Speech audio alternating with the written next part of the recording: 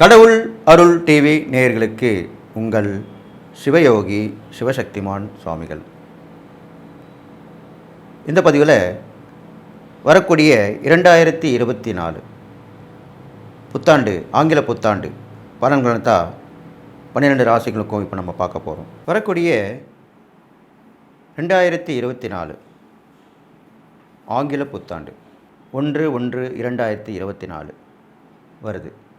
அந்த புத்தாண்டு பலனை தான் நான் 12 ராசிகளுக்கும் விரிவாக சொல்ல போகிறேன். 2024 புத்தாண்டு பலன்களை முதல்ல பொது பலனாக சொல்லி நாட்டுக்கு என்ன நேரும், பொதுவாக உலக மக்களுக்கு என்ன நேரும், எப்படி நடந்துக்கணும் அப்படின்னா கவனமாக நீங்கள் கேட்டு நான் சொல்கிறத பயன்படுத்திக்கிட்டால் கண்டிப்பாக நல்லது நடக்கும்.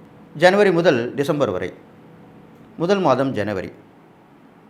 எப்படி 12 ராசிகளுக்கும் மேஷம் முதல் மீனம் வரன்னு சொல்கிறோம் இல்லையா, அது மாதிரி மாதங்களும் ஜனவரி முதல் டிசம்பர் வரை சொல்லப்படுது. இந்த ஜனவரி முதல் டிசம்பர் வரைக்கு உண்டான பலன்கள் தான் இதில் அடங்க போகுது. இப்போ பார்த்தீங்கன்னாக்கா அந்த 1/1/2024 அதனுடைய கூட்டுத்தொகை பார்த்திங்கன்னா பிறவி இன்னும் ஒன்று தான் வருது, வாழ்வு இன்னும் ஒன்று தான் வருது, மொத்த கூட்டுத்தொகையும் ஒன்று தான் வருது. அப்போது சூரியனுடைய ஆதிக்கம் பெற்றிருக்கு. இந்த வரக்கூடிய வருடம் சூரியனோட ஆதிக்கம் பெற்றிருக்கு. அன்றைக்கு என்ன கிழமை? திங்கட்கிழமை. திங்கட்கிழமை யாருக்குரியது? சந்திர கிரகத்துக்குரியது, சந்திரனுக்குரிய கிரகம். அப்போது சூரியன் சந்திரன் இந்த ரெண்டுமே வலிமை பெற்றதாக இந்த ஆண்டு விளங்க போகுது. அன்றைய திதி என்ன? பஞ்சமி திதி, தேய்பிரை பஞ்சமி, கிருஷ்ணபட்ச பஞ்சமின்னு சொல்லுவாங்க. ஆனால் அன்று பஞ்சமியும் இருக்கிறது, சஷ்டியும் இருக்கிறது. அந்த இரவு புத்தாண்டு பிறக்கிறது இல்லையா 12 மணி, அப்பொழுது பஞ்சமி தேதி இருக்கிறது. அடுத்த நாள் சூரிய உதயத்திற்கு அப்புறம் அந்த அடுத்த நாள் பகலிலிருந்து சஷ்டி தேதி ஆரம்பிக்கிறது. அப்போது 2 தேதியும் ஒன்றாக வருகிறது. அதற்கு அதிதி என்று சொல்வார்கள். அன்றைய நட்சத்திரம் மகம். மகம் நட்சத்திரத்திலே இந்த புத்தாண்டு பிறக்கிறது.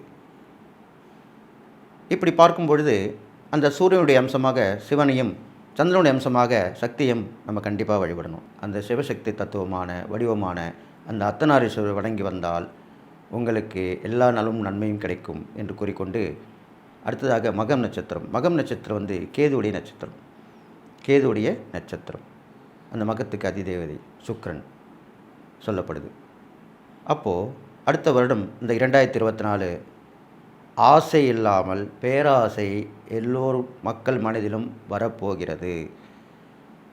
பஞ்சம் பட்டினி தலை விரித்தாடப் போகிறது. புயல் காற்று மழை ஓங்கி வீசப்பட போகிறது. நிலநடுக்கம் ஏற்பட போகிறது. நீரால் கிருமிகள் பரவும் அபாயம் இருக்கிறது. அண்டை நாடுகளுடன் போர் நடக்கவும் வாய்ப்பு இருக்கிறது. எல்லாமே நடக்கும். என்ன இவ்வளோ சொல்கிறீங்களே, பயமாக இருக்க, எல்லாமே ஒன்று நல்லதாகவே எதுவுமே நீங்கள் சொல்லலையே அப்படின்னு கேட்கலாம். எப்பயுமே நல்லதை முதலில் சொல்வது, கெட்டதை பின்னால் சொன்னால் எல்லோருக்கும் கஷ்டமாக தான் இருக்கும். இந்த புதன் கிரகமும் இந்த புத்தாண்டு பிறக்கும் போது சாதகமான இடத்தில் இருப்பதால் புதனுக்கு என்ன சொல்லுவாங்க? ஒத்து போகக்கூடிய கிரகம்னு சொல்லுவாங்க. 9 கிரகத்திலேயே புதனுக்கு மட்டும்தான் ஒத்து போகக்கூடிய கிரகம் சொல்லுவாங்க. அட்ஜஸ்டபிள் பிளானட் சொல்லுவாங்க. அப்போது புதன் கிரகம் மாதிரி தான் நம்ம நடந்துக்கணும். எல்லாரோடையும் இணக்கமாக இருக்கணும். யாரோடையும் விரோதம் பண்ணக்கூடாது. வம்பு வழக்குகள் ஆரம்பிக்கும்படி செய்யக்கூடாது. நம்ம ஒருத்தருக்கு ஒருத்தர் நல்லா இருந்தால் தான் நம்ம உறவுகள் நட்புகள் நல்லாயிருக்கும், ஊரும் நல்லாயிருக்கும், நாடும் நல்லாயிருக்கும். ஒருத்தரை ஒருத்தர் விமர்சிப்பதும் ஒருவர் மீது ஒருவர் புகார் அளிப்பதும் பொறாமைப்படுவதும் கூடவே கூடாது. பஞ்சம் பட்டினி கண்டிப்பாக வரும். அப்போது உணவு தானியங்கள் பற்றாக்குறை ஏற்பட போகிறது. காய்கறிகள் விலை அதிகரிக்கும். இதில் இப்போ ப்ளஸ் பாயிண்ட்னு சொல்கிறேன். இது அடுத்த வருடம் ஏப்ரல் மாதம் வரைக்கும் தான் இந்த பலன் கிடைக்கும். ஏப்ரலுக்கு அப்புறம் தமிழ் புத்தாண்டு வருது. தமிழ் புத்தாண்டு வருவதாலும் பெரிய கிரகமான சுப கிரகமான குரு பெயர்ச்சி ஆவதாலையும் இந்த மக்கள் பட்ட கஷ்டங்கள், இந்த ஒரு 3-4 மாதங்கள் பட்ட கஷ்டங்கள் எல்லாம் நிவர்த்தி ஆகும். அதுக்கப்புறம் வழி பிறக்கும். கண்டிப்பாக நல்லதாக நடக்கும். அண்டைய நாட்டில் வரலாம் போர் வரத்துக்கும் வாய்ப்பு இருக்குது. அப்போ போர் வந்துட்டால் ஒவ்வொரு நாட்டிலும் ஏற்றுமதி இறக்குமதி கண்டிப்பாக பாதிக்கப்படும். போக்குவரத்து தடைபடும். தரைவழி போக்குவரத்துலாம் துண்டிக்கப்படும். இது மாதிரிலாம் நடக்கும். கடுமையான சேதம் ஏற்படும். இதுக்கெல்லாம் முன்னெச்சரிக்கையாக இருக்கணும். கிறிஸ்தவர்கள் இஸ்லாமியர்கள் சொல்கிறோம் இல்லையா, அவங்கக்கிட்டையும் திருப்பி போர் இப்போ நிறுத்தப்பட்டுன்னு சொல்லியிருக்கு. அது மீண்டும் தொடரும். இந்த ஒரு 3-4 மாதங்கள் மீண்டும் தொடரும். தொடர்ந்து அதுக்கப்புறம் தான் அது சீர் செய்யப்படும். இந்த சூரியனும் சந்திரனும் உள்ள விசேஷம் அடுத்த வருடம் வருதுன்னு சொல்லியிருக்கேன். அப்போது சூரியனுடைய அம்சம் வட இந்தியாவில் பிரதிபலிக்கும், சந்திரனுடைய அம்சம் தென்னிந்தியாவில் பிரதிபலிக்கும். இது ஏன்னு சொன்னால் ஜோதிடர்கள் ஆன்மீக பிரிவுகளுக்கு கண்டிப்பாக தெரியும். வட இந்தியான்னு சொல்லக்கூடிய அந்த நார்த் இந்தியன் அவங்களாம் வந்து கடைபிடிக்கிறது சூரியனை வச்சு தான் ஜோதிடம் கணித்து பார்ப்பாங்க. அதே மாதிரி தென்னிந்தியாவில் இருக்கவங்க சந்திரனை வச்சு தான் பார்ப்பாங்க. அதனால்தான் அந்த வட இந்தியாவுக்கு சூரியனும் தென்னிந்தியாவுக்கு சந்திரனும் அப்போ ரெண்டும் சேர்ந்து தான் அடுத்த வருஷமாக சொல்லப்படுது. அதனால் வட இந்தியாவும் தென்னிந்தியாவும் உள்ள மக்களும் ஒன்றிணைந்து உலக அமைதிக்காக வழிபடணும்னு சொல்லி 11 நாளில் உங்களின் A to Z பிரச்சனைகளுக்கும் நிரந்தர தீர்வு. புகழ்பெற்ற கேரள மாந்திரீகம், சக்தி வாய்ந்த அரபி முஸ்லிம் மாந்திரீகம், பரிகாரம், பூஜை, பிரசன்னம் மூலமாக செய்வினை, வியாபார முடக்கம், உடல்நலக் கோளாறு, நீண்ட கால நீதிமன்ற வழக்கு போன்ற அனைத்திற்கும் 100% தீர்வு காண அதோடு உருவேற்றிய எச்சினி குட்டியும் கிடைக்கும். உடனே தொடர்பு கொள்ளுங்கள் ஜெயா டிவி புகழ் மேல்மருவத்தூர் குருஜி ஞானகுரு அவர்களை. துளாராசிக்காரங்க கொஞ்சம் பிடிவாதம் குணம் தான், கொஞ்சம் இல்லை நிறைய பிடிவாதம். நம்ம இஷ்டத்துக்கு வரமாட்டாங்க, யாருக்கும் தலை வணங்க மாட்டாங்க. ஒரு குழப்பத்தில் ஒரு விரக்தியாக தான் இருப்பாங்க எப்பயுமே. அப்பேற்பட்ட இந்த துளாராசிக்காரங்களுக்கு இந்த 2024 எப்படி இருக்கும், என்ன பலன்கள் நடைபெறும், என்ன பரிகாரம் பண்ணலாம், எப்படி இதுலேருந்து வெளியே வரலாம் அப்படின்ற கவனமாக கேட்டு நடந்துக்கணும்னு சொல்லிட்டு இப்போ என்னோடய குருநாதர் வணிக்கிறேன். ஓம் குருப்யோ நம. நற்பவி நற்பவி நற்பவி. ஓம் காஞ்சிவாசாயு வித்மிகே சாந்தரூபாய திமிகே தன்னோ சந்திரசேகர பிரச்சோதியார். வாத்து நமக்காக காலை வணங்குறேன். ஓம் காளிகாசாய வித்மிகே மசான வாசின்ன திமிகே தன்னோ அகோர பிரச்சோதியார். துளாராசிக்காரங்க எந்த ஒரு விஷயத்துலையும் கெட்டியாக பிடிச்சிப்பாங்க. உடும்புப்பிடி, நண்டுப்பிடி, குரங்குப்பிடின்றவங்கள அந்த மாதிரி பிடிச்சிப்பாங்க. இருந்தாலும் அவங்க கூடயே பிறந்த அந்த சந்தேக குணம், விரக்தி, வெறுப்பு, வேதாந்தம் பேசுகிறது இப்படி தான் இருக்கும். அதெல்லாம் விட்டு ஒழிச்சிடுங்க, கண்டிப்பாக நல்லா தான் இருக்க போகிறீங்க. 2024 உங்களுக்கு நல்லா தான் இருக்க போகுது. அதனால் பயப்பட வேணாம். உங்களுக்கு கிரக சூழ்நிலை எல்லாமே நல்லதாக இருக்குது. இது நாள் வரைக்கும் தடைப்பட்ட இந்த விஷயம்லாம் கண்டிப்பாக நடக்கும். வீடு, மனை, வாகனம் வாங்குவீங்க, அதை விற்கணுன்னா விற்பீங்க. கொடுக்கல் வாங்கல் நல்லாயிருக்கும், வாங்கல் விற்றல் நல்லாயிருக்கும்.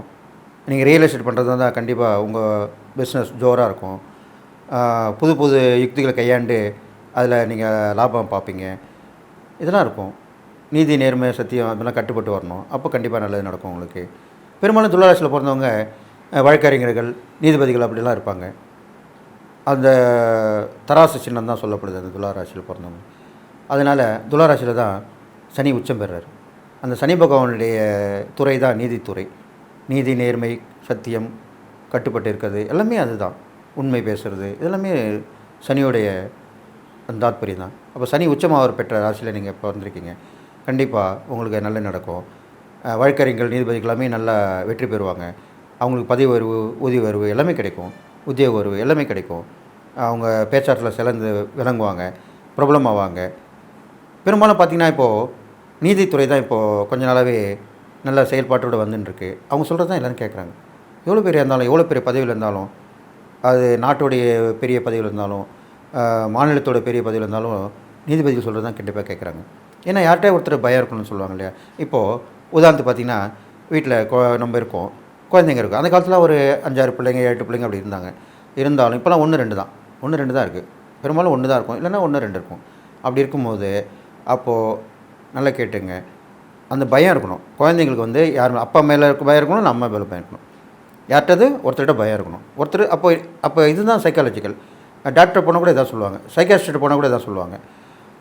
நீங்கள் அப்பா கண்டிப்பாக இருக்கீங்களா, பெரும்பாலும் அப்பா தான் கண்டிப்பாக இருப்பாங்க. அப்போ அம்மா செல்லம் கொடுங்க. சில இடத்துல அம்மா கண்டிப்பாக இருப்பாங்க. அம்மா கண்டிப்பாக இருக்கிறதுல என்ன பண்ண முடியும், அப்போ தான் செல்லம் கொடுக்கணும். அப்போது ஒருத்தர் கண்டிப்பாக இருக்கணும், ஒருத்தர் செல்லம் கொடுக்கணும். அப்போ தான் அவங்களுக்கு அந்த இது பேலன்ஸ் ஆகும். அந்த லைஃப் வந்து அவங்களுக்கு பேலன்ஸாக போகும். 2 பேருமே கண்டிச்சா அந்த குழந்தைகள் என்ன பண்ணும், விட்டு வெளியே போகிறது, கெட்ட சவாசனால் போகிறது, இதெல்லாம் நிறைய பார்த்துருப்பீங்க, படிச்சிருப்பீங்க. இது மாதிரி தான் ஆகும். பெற்றோர்கள் வந்து 2 பேருமே கண்டிப்பாக இருந்தாக்கா அந்த வீட்டில் குழந்தைங்கள் இப்படி தான் போகும். பழக்க வழக்கத்தோடு போயிடும், காணா போயிடும், தொலைஞ்சு போயிடும், கெட்ட வழியில் போயிடும். இது மாதிரி தான் நடக்கும். இதுக்கு மூல காரணமே அந்த இது தான். ஒருத்தர் செல்லம் கொடுக்கணும், ஒருத்தர் கண்டிக்கணும். அப்படி தான் இருக்கணும். 2 பேருமே செல்லம் கொடுக்கக்கூடாது, 2 பேருமே கண்டிக்கக்கூடாது. அதுதான் இப்போ இந்த பதிவில் நான் சொல்லியிருக்கேன் முக்கியமாக. அதனால் இந்த துளாராசிக்காரங்களுக்கு கண்டிப்பாக அந்த யாராவது ஒருத்தர் வந்து உதவி பண்ணுவாங்க. அதுக்கு தான் இந்த இது சொல்லியிருக்கேன். அவங்க வந்து பெற்றோர்களாக இருந்தாக்கா அந்த குழந்தைங்களுக்கு வந்து கண்டிப்போடு இருக்கணும். யாரோ ஒருத்தர் கண்டிப்பு இருந்தால் போதும், ஒருத்தர் செல்லம் கொடுத்தா போதும். இது மாதிரிலாம் நல்லா சிறந்து விளங்குவாங்க. அது இல்லாமல் துளாராசியில் பிறந்த பெண்களுக்கு வந்து முன்னேற்றமான வாழ்க்கை கிடைக்க போகுது, உத்தியோகம் கிடைக்கும். சிறந்த பெண்மணின்னு சொல்லுவாங்க இல்லையா, அது வந்து துளாராசி பெண்களுக்கு கண்டிப்பாக இந்த 2024 கண்டிப்பாக விருது வாங்குவாங்க, பாராட்டு கிடைக்கும் அவங்களுக்கு. துணிச்சலான பெண்மணி, சிறந்த பெண்மணிலாம் சொல்லுவாங்க இல்லையா, அது அவங்களுக்கு கண்டிப்பாக கிடைக்க போகுது. இது சொல்லிவிட்டு, இது இல்லாமல் துளாராசியில் பிறந்த அரசியல்வாதிகள் தலை சிறந்து விளங்குவாங்க. கண்டிப்பாக அவங்க வந்து மேலே பதவியில் உள்ளவங்க நெருக்கமாவாங்க, தலைமைக்கு நெருக்கமாவாங்க. அவங்களுக்கு நிறைய பதவிகள் வந்து சேரும், வருமானமும் வந்து சேரும். நினச்செல்லாம் சாதிப்பாங்க, சாதித்து காட்டுவாங்க. அது இல்லாமல் கலைஞர்களாக இருந்தாக்கா அவங்களுக்கு நல்ல வாய்ப்புகள்லாம் வந்து சேரும். இது வரைக்கும் நடிக்காத நடிகராக இருந்தால் அந்த பாத்திரத்தில் நடிப்பாங்க. புதுவிதமான யுக்தியை கையாளுவாங்க. புதுமையான வாய்ப்புகள் கிடைக்கும். எல்லா துறையுமே சிறந்து விளங்கும் அவங்களுக்கு, துளாராசியில் பிறந்தவங்களுக்கு. இது இல்லாமல் துளாராசியில் பிறந்த விவசாயிகள் அவங்க மட்டும் என்ன சலித்தவங்களா, அவங்களும் யோசித்து பண்ணுவாங்க. நம்ம இதை போட்டால், அதாவது நல்லா கேட்டுங்க, விவசாயிகளுக்குமே அவங்க எல்லாமே தெரியும். அவங்களுக்கு எந்த காலகட்டத்தில் எந்த பயிர் போட்டால் விளையும் அப்படின்றது அவங்களுக்கு தெரியும். அதுதான் அவங்களுக்கு கற்றுக் கொடுத்து தான் வரணும். இதெல்லாம் இது வந்து அந்த முன்னோர்கள் பாரம்பரியமாக அவங்க பண்ணிட்டு வரதான். இப்போ வர விவசாயிகளுக்கு தான், படிச்சுட்டு வரவங்களுக்கு தான் அது அவங்க கற்று தெரிஞ்சுக்கிறாங்க. மற்றபடி தானாகவே வரக்கூடியதான். அப்போ எந்த நேரத்தில் என்ன பயிரை விவசாயம் பண்ணணும், எந்த காய்கறி போடணும், மக்களுக்கு தேவையான பொருள் எது அப்படின்னு யோசித்து போடணும். அப்போ தான் அது தேவையில்லாத பொருளை பயிரிட்டு அது விற்காமல் போனால் என்ன பண்ண முடியும் சொல்லுங்கள்? அதுதான் இப்போ பண்ணுற விவசாயிகள் தப்பு பண்ணுறது தான். மக்களுக்கு தேவையான காய்கறி தானியத்தை பயிர் செய்ய வேண்டும். அதை நான் பதிவில் ரொம்ப அழுத்தமாக சொல்கிறேன். இது எல்லா விவசாயிகளுமே பொருந்தும். மக்களுக்கு தேவையானதை நீங்கள் விவசாயம் பண்ணிங்கன்னா கண்டிப்பாக அந்த தேவைகள் நிறைவேற்றப்பட்டு உங்களுக்கு வருமானம் வரும். நல்லா கேட்டுங்க, நிறைய விவசாயிகள் சொல்லி நான் கேட்டிருக்கேன், பார்த்துருக்கேன். எங்களுக்கு வந்து ஹோல்சேலில் வரும்போது எங்கள்கிட்ட குறைச்ச விலைக்கு வாங்கிக்கிறாங்க, நிறைய விலைக்கு விற்கிறாங்க அப்படின்னு. நீங்கள் என்ன பண்ணுங்கள், உங்களுடைய ஒற்றுமை, அதான் ஒற்றுமை வேணும். ஒற்றுமையாக இருங்க. ஒரு யூனியன் மாதிரி ஆரம்பிச்சிங்க, ஒற்றுமையாக இருந்துங்க. ஒரு சங்கத்தை, விவசாயிகள் சங்கம் நிறைய இப்போ உருவாகியிருக்கு. சங்கம் மட்டும் இருந்தால் பத்தாது, செயல்பாடு இருக்கணும். சங்கம் வந்து எல்லாருமே ஆரம்பிச்சிக்கலாம், கட்சி எல்லாருமே ஆரம்பிச்சிக்கலாம், ஆனால் செயல்பாடு இருக்கணும். கட்சியாக இருந்தாலும் சங்கமாக இருந்தாலும் செயல்பாடு இருக்கணும். நாளடைவு செயல்பாடு இல்லைனாக்க அரசாங்கத்திலே அதை இது பண்ணுவாங்க, பேன் பண்ணுவாங்க, தடை பண்ணுவாங்க. இதுதான் உண்மை. அதனால் செயல்படாமல் இருக்கிறது எது வந்தாலும் ஒன்றும் பண்ண முடியாது. செத்த பாம்பை அடிக்கிற மாதிரி தான். அதனால் நீங்கள் வந்து செயல்படுங்க. பிறந்த விவசாயிகள், துளாராசியில் பிறந்த விவசாயிகள் செயல்படுங்க. மக்களுக்கு ஏற்ற விவசாயத்தை பண்ணி கொடுங்க. அப்போ கண்டிப்பாக முன்னேற்றம் அடைவீங்க அப்படின்னு சொல்லிட்டு, இந்த துளாராசியில் பிறந்த மாணவ மாணவிகள் தலை சேர்ந்து விளங்குவாங்க. நல்லா கேட்டுங்க, அவங்க வந்து முக்கியமான ஒரு விஷயம், இப்போ நான் சொன்னேன் இல்லையா, எது நல்லது கெட்டது அதெல்லாம் பார்த்து, அவங்க எந்த சப்ஜெக்ட் அவங்களுக்கு வேணும்னு பார்த்து அதில் முன்னேற்றம் அடைஞ்சு அதில் போய் சாதனை பண்ணி பெற்றோர்களுக்கும் எல்லாருக்கும் ஆசிரியர்களுக்குமே பாராட்டு வாங்கி கொடுப்பாங்க, புகழ் வாங்கி கொடுப்பாங்க. அதனால் தலை சிறந்து விளங்குவாங்க. சிறந்த மாணவ மாணவிகள்னு சொல்கிற பெருமைக்குரியவங்களாக இருப்பாங்க. இதெல்லாம் நல்லா நடக்கும். அந்த கருத்தோடு படிக்கணும்னு சொல்லுவாங்க இல்லையா, அதுதான். அது வந்து இவங்களுக்கு பொருந்தும். இது மாதிரி பண்ணிட்டு வரலாம். இந்த துளாராசிக்காரங்களுக்கு உண்டான தெய்வ வழிபாடு பார்க்கும்போது பார்த்திங்கனாக்கா, நரசிம்மர் தான். நாளை என்பது நரசிம்மரிடம் இல்லைன்னு சொல்லியிருக்கேன். நான் நிறைய பேருக்கு நான் சொல்லியிருக்கேன். என்கிட்ட இதுதான் ஜோதிடம் பார்க்க வரும்போதும் சரி, என்கிட்ட கேட்கும்போது எங்களுக்கு இது வேறு வழி இல்லை, எங்களுக்கு நீங்கள் என்ன பரிகாரம் சொன்னாலும் நடக்க போகிறதில்ல, ரொம்ப கஷ்டம்வாங்க. அப்போ அவங்களுக்கு நான் என்ன சொல்லுவேன்னா, நரசிம்மரை போய் வழிபடுங்க. நாளை என்பது நரசிம்மர் இல்லை. உடனே இது மாதிரி பண்ணுங்கள், இந்த நாளில் போங்க, இது மாதிரி பரிகாரம் பண்ணுங்கள், கண்டிப்பாக நரசிம்மர். இது நடந்திருக்கு. நான் சொல்லி ஒருத்தங்களுக்கு வந்து ஒரு கடன் பிரச்சனையால் அவங்க தற்கொலைக்கு முயன்று இவங்க போய் நரசிம்மர் வழிபாடு பண்ணிட்டு வந்து அடுத்த நாள் அந்த கடன்காரனே வந்து மெல்லமாக கொடுத்தா போகிறாள் அப்படின்னு சொல்லி பாராட்டிட்டு அப்படின்னு அவங்களுக்கு சாதகமாக சொல்லிட்டு போயிருக்கான். அதை என்கிட்ட வந்து சொன்னாங்க. அப்போது இந்த மாதிரி உண்மையான விஷயம் நடக்கும் கண்டிப்பாக. அப்போது அந்த நரசிம்மர் வழிபாடு பண்ணிங்கன்னா துளாராசிக்காரங்க எல்லா நாளும் பெற்று வாழ்வீங்க. அவரை தொடர்ந்து வழிபட்டு வாங்க. ஒரு 11 வெள்ளிக்கிழமை நரசிம்மர் வழிபாடு பண்ணிட்டு வாங்க. பானங்க வச்சு வணங்குங்க, துளசி மாலை சாத்துங்க, நெய் விளக்கு ஏற்றி வைத்துட்டு வாங்க. இது மாதிரிலாம் பண்ணிட்டு வாங்க. நரசிம்மர் வழிபாடு பண்ணும்போது ரொம்ப சுத்தபத்தமாக இருக்கணும். இதுதான் உண்மை. கெட்ட எண்ணங்கள் மனசில் வரக்கூடாது. தீய எண்ணங்களை விளைக்கணும். அவங்க நல்லா இருக்கக்கூடாது, இவங்க நல்லா கூடாதுன்னு சொல்லக்கூடாது. இதெல்லாம் வந்து எப்பயுமே உக்கிரமான தெய்வங்களை, நல்லா இந்த பதிவில் நான் இப்போ சொல்கிறேன், உக்கிரமான தெய்வங்களை நீங்கள் தாராளமாக வணங்கலாம். யாரும் வணங்கக்கூடாதுன்னு சொல்லலை. ஆனால் நீங்கள் சுத்தமாக இருக்கணும், நீங்கள் நல்லவங்களாக இருக்கணும். அப்படி இருக்கிற பட்சத்தில் எப்பேற்பட்ட உக்கிரமான தெய்வங்களையும் நீங்கள் வணங்கலாம். அதில் எந்த இதில் கடவுள் வந்து தண்டிக்காது. கடவுள் வந்து மக்களை தண்டிக்காது. அவங்க நல்லதான் செய்யும். நீங்கள் கெட்டவங்களாக இருந்தால் தான் உங்களை தண்டிக்கும். நீங்கள் கெட்டதை நினச்சிட்டு அவங்கள வணங்கினா எப்படி? அது தப்பு தானே. அதனால் நீங்கள் நல்லதே நினைக்கணும், நல்லதே நடக்கும் அப்படின்னு சொல்லிட்டு இந்த துளாராசிக்காரங்க அந்த நரசிம்மரை வழிபட்டுவாங்க. இது இல்லாமல் நாக வழிபாடு உங்களுக்கு சிறந்ததாக சொல்லப்படுது. புற்று இருக்கிற கோயிலெலாம் போயிட்டு வாங்க. வெள்ளிக்கிழமையில் போயிட்டு வாங்க, ராகு காலத்தில் போயிட்டு வாங்க. அதே மாதிரி செவ்வாய்க்கிழமை ராகு காலத்தில் போயிட்டு வாங்க. இந்த ராகு காலத்தில் தான் வணங்கணும். நல்லா கேட்டிங்க. இந்த பதிவில் நான் இப்போ ஒன்று சொல்ல போகிறேன். ராகு காலத்தில் அந்த ராகுவால் இருக்கப்படுற தோஷங்கள் இருக்கு இல்லையா, அது ராகு காலத்தில் ராகுக்கு வணங்குறது நல்லது. வழிபாடு துர்க்கை வழிபடலாம், நாகதேவதை வழிபடலாம், இப்படிலாம் பண்ணலாம். அது மாதிரி கேதுக்கு பரிகாரம் பண்ணுறது இருந்தால் யமகண்டத்தில் வழிபடணும். யமகண்டம் கேதுக்குரியது. அப்போ யமகண்ட நேரத்தில் கோவில் திறந்துதான் பண்ணுங்கள். திறக்கலன்னா பரவாயில்ல, வெளியேருந்து மூடுங்க, வெளியேருந்து கும்பிட்டு வாங்க, வீட்டில் வச்சு விளக்கேற்றி பண்ணிட்டு வாங்க. அதனால் ராகுக்கு ராகு காலமும் கேதுக்கு யமகண்டமும் சொல்லப்படுது. அதனால் அந்த காலகட்டத்தில் அந்த நேரத்தில் போயிட்டு அந்த புற்று இருக்கிற கோயிலில் போய் வணங்கிட்டு வந்தீங்கன்னா ரொம்ப விசேஷம் சொல்லப்படுது.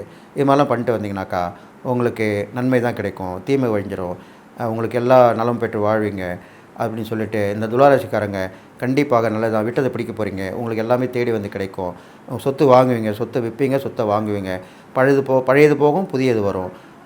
எல்லாமே உங்களுக்கு கிடைச்சி எல்லா நாளும் பெற்று வாழ்வீங்கன்னு சொல்லி வாழ்த்தி என்னுடைய உபாசன மகாவாராய்ப்பை நான் வணங்குறேன். ஓம் மகிஷத் வஜாய வித்மகி சண்டகஸ்தாய திமிகி தன்னோ வாராகி பிரஜோதியாத். வாராகி அருள் பரிமளம் உங்களுக்கு கிடைக்கும்னு சொல்லி வாழ்த்தி விடைபெறுகிறேன். நன்றி, வணக்கம்.